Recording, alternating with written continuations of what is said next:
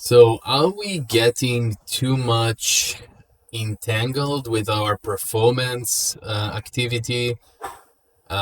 Is it better to just move everything in terms of objective into reach instead of sales when it comes to Meta? Because we're super reliant on whatever Facebook and Google actually tells us, but we keep on forgetting these companies have an inventory to sell. Their interest is selling as much inventory at the highest possible price without getting us, e-com, lead gen, owners, brand owners, affiliates, media buyers, bankrupt, basically. So, we trust completely their attribution models, and even the stuff that we use, third-party stuff like Triple Whale, Northbeam, these tools, Hyros, they are dependent on whatever the platform actually gives us as, API stuff, just, the attribution models that we have there. And this is something very interesting, and I researched it a lot. So this video is about that.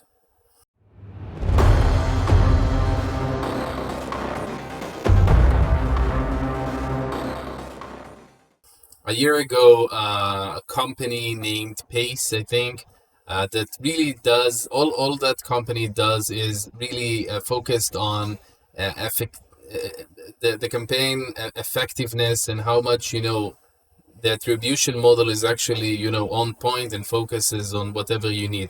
And they published something that I found to be extremely, extremely interesting.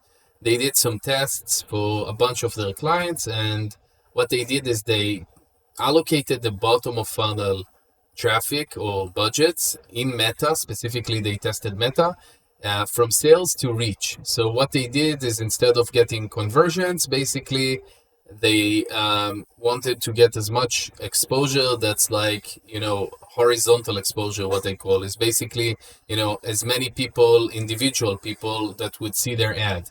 And essentially, the first thing which was obvious that they saw was a big decrease in all of the conversions that they actually saw in all of the attribution modules that Meta actually presents to them.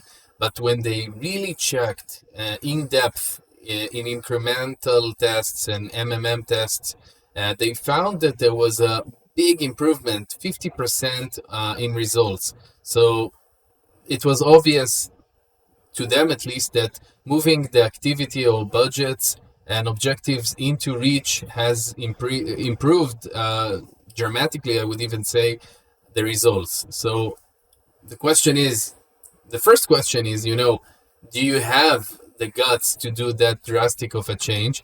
The second question is, why does it happen? So the algorithm, when you do sales or conversions with Meta, but I also think it's, pretty obvious that it also happens on the other platforms, it doesn't really optimize for financial or business growth.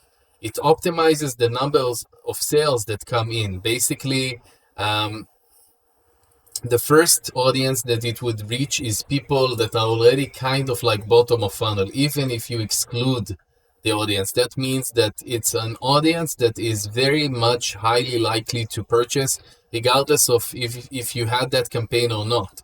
So that's why a lot of the times when you run at a very small budget, you would get very, very low CPA sales. And then when you scale, you start to get higher and higher CPAs, because the bottom of funnel and middle of funnel at the end of the day is very limited, as we are all aware. So basically, you're getting in non-incremental sales. So the algorithm is going to do it even at the price of limited reach and high frequency, because that's what's good for Meta. It doesn't mean that it's very good for the business. Well, it's, for bigger advertisers, it might be a smarter idea. I don't think it's good for like small and medium businesses, but the challenge with digital marketing, affiliate marketing, and being a brand owner in general has always been attribution, and it's always been measurement of your campaign effectiveness.